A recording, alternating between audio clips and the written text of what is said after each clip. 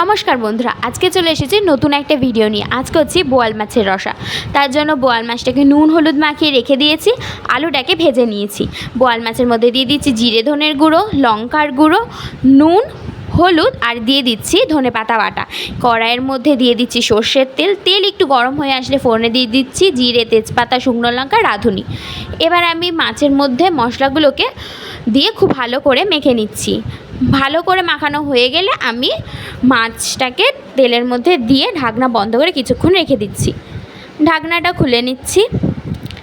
ঢাকনাটা খুলে একটু নেড়ে নিয়ে আমি এর মধ্যে দিয়ে দিচ্ছি আগে থেকে ভেজে রাখা আলুটাকে দিয়ে একটু নেড়ে নিয়ে আমি এর মধ্যে দিয়ে দিচ্ছি পরিমাণ মতন জল দিয়ে একটু নেড়ে চেড়ে আমি ঢাকনাটা বন্ধ করে কিছুক্ষণ রেখে দেব ঝোলটা ফোটার জন্য। ঢাকনাটা খুলে নিচ্ছি। ঝোলটা ফুটে গেছে। ওপর দিয়ে একটু ভাজা মশলা ছড়িয়ে দিলেই রেডি আমাদের বোয়াল মাছের রসা।